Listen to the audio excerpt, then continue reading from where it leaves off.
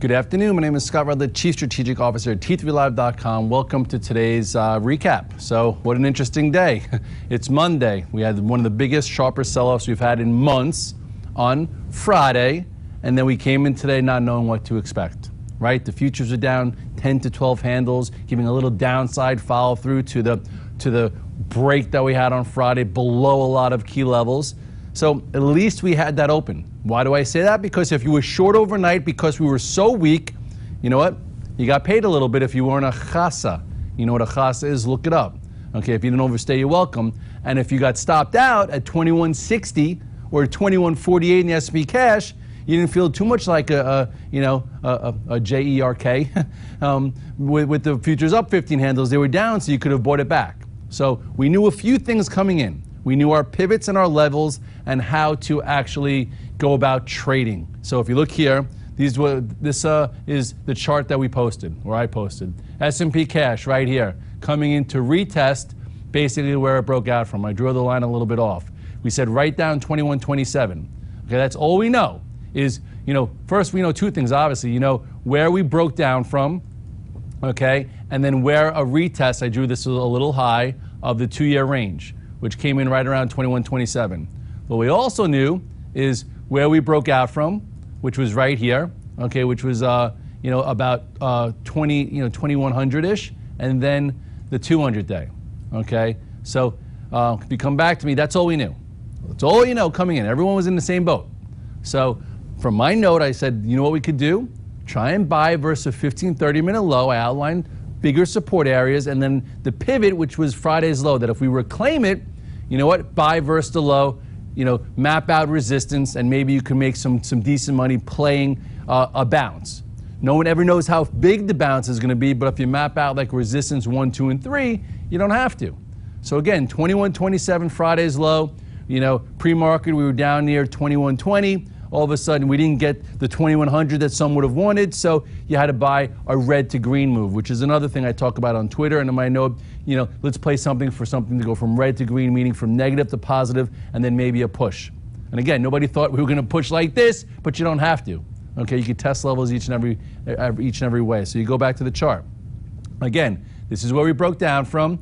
This was the 2-year range that everyone and their mother said that we had to test. And then when we got here, nobody wanted to buy. And then you didn't have to because we had a bit of a down open today. So there you go, boom.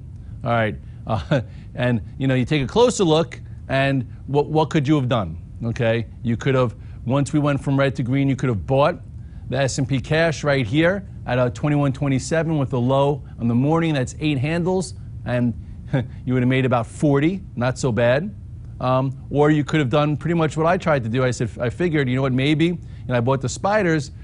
We could buy a red dog reversal with some key stocks, but right into here, I'm going to get out of the way because I think this is the easy part of the bounce. 2147, is resistance 1, and then resistance 2 is pretty much where we closed. And if you go to the spiders real quickly, same scenario. So here's your red dog reversal when it reclaimed right here. Okay, this was 213.28. First spot of a resistance where you could have traded it up to is probably somewhere near this 215 or 214.25. That's how I come up with these levels. And if the bears had complete control, it would never have gotten past here. It would have came up here and failed. So instead, it blew right through, showing that the sellers, at least for today, didn't have power to give follow through to this day to take notice. And now here we are, with a gap in front of it. So we'll see tomorrow whether or not we open down a little bit, trade through this to the upside, open up, trade down, or whatever. But at this point, what this did is it knocked out a lot of people who were sitting with low complacency all summer and might have even trapped some shorts who thought we were going to get crushed, like a lot of people on Twitter were saying, like this is the start of a 10-15% correction, when literally that's an opinion. All I knew, they couldn't keep it below a prior low for 30 minutes. So let's go to the key stocks. On my go-to list, I wrote down all the high beta names. Where support was and where the prior low was. So either you get to support and you try some verse that major support, or you buy it when it gets back above the prior low. So, what happened? Google, okay, went below the gap, okay, came back above it and reclaimed support. So that could have been your entry if you wanted to get back in Google. At this point now, you just have a big channel that might need some time. So, maybe there'll be a trade here, in the next few sessions. But this engulfed that, so there you go. I got stopped out of it on Friday. I didn't revisit it because I just didn't want to be bothered with it. Okay, what I did go to is, before we get there, let's go Amazon. Also, not so bad. What did this do? It came into the 50-day, held it, reclaimed the prior low. In my note, I talked about 750. Where did it go to? 756, but you could have bought it when it reclaimed 760 and made yourself 11 points. This still probably needs some time, to go sideways before maybe getting above that. Okay, my major play was BABA. BABA, I was like, this has been really good to me. After the earnings, we played a few options. We had a nice buyable breakout here. Into strength, I sold it, and then we talked about not chasing it here. It was so extended. And then today, one, you could have been a buyer versus the 21-day. Okay, and we listed in my note like 96 to 97. Where did it go to? 97. If you didn't want to do that, you could have waited till it reclaimed this low here, which was 99.05, and you still made yourself $2. Okay, now we'll see. Again, just like the other ones, maybe you need some time to go sideways before it goes up again. But either way, if you sold some strength or sold when it broke below, this spot here, okay, you could have been a buyer of the dip and felt just the same about it. And now we'll see what happens in here, if it resumes and gets momentum or it needs some time to rebuild. But either way, that was good. Facebook also was good. Facebook shook the tree, right? This was your 128.33. Okay, that could have been your stop on Friday when it went back below this. Okay, but then so if you sold 128.33, you know what? That kind of hurt. But you could have then rebought it back at 127.10. Okay, when it reclaimed this prior low. So you could have got stopped out here because who knows what could have happened next. It could have opened down, the market could have imploded, it could have been at 122. Instead, it didn't. Opened down, reclaimed this 127.10 with a low at 125.75, and you could have made some money. That was also my focus. So my focus today was in high beta land was Facebook and BABA, besides the spiders. I played that, and then I had a nice surprise with Apple. In the morning call, I talked about how could Apple be, a little bit of a safety trade with a buyback and with a little bit of of a dividend, et cetera, see if it can get below the gap pivot and come back above it. And it was the first one to go green, and then it was strong all day. I didn't take it home long. It came right into resistance here, but it was a great cash flow trade. Those on the VTF, were hopefully in there with me. I think a lot of you guys were, so that's great. And I gave you a few different trades too.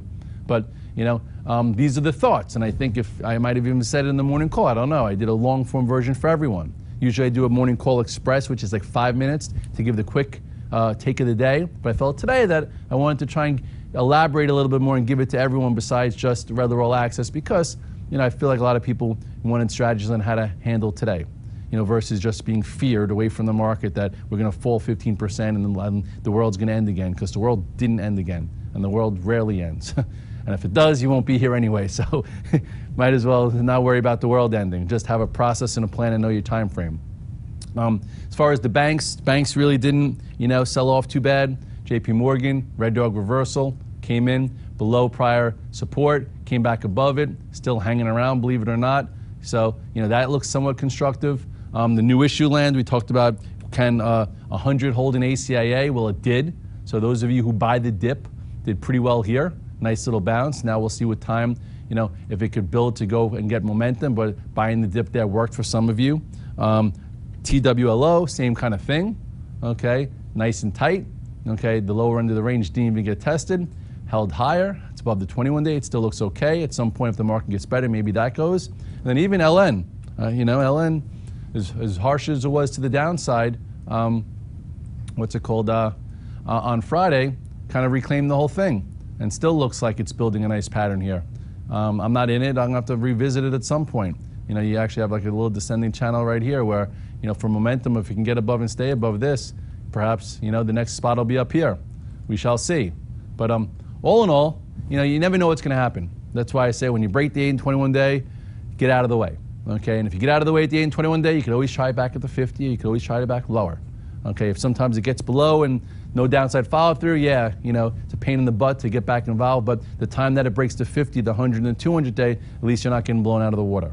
And then if it does regroup and reclaims it and builds again, then next time maybe momentum comes in and breaks out to new highs, you'll be there for the next time when the market's ready, because you never know exactly when the market's ready. So with that being said, people don't know, was Friday the fake out, was today the fake out? in the next few days we'll figure that out. At this point, I don't think, if you never sold on Friday and you're still in some of these longs, okay, you have a big time frame. If you sold Friday and got stopped out and bought today and made some decent money in the snapback, that's cool. If you held a third because we closed some strong today, all right, that might make sense, and you'll get paid tomorrow if we're up 7, 8 handles. And if you don't take risk, you can't be upset if we're up 7, 8 handles tomorrow and we have follow through. But if you don't want to deal with the overnight because of the size of the ranges, then maybe if we open down a little bit, we'll see if we, pack and fill a little bit and the patterns build and creates another, trade for everyone out there. And at this point, we shall see. Hope you had a great day. I'll see you tomorrow. Have a good night.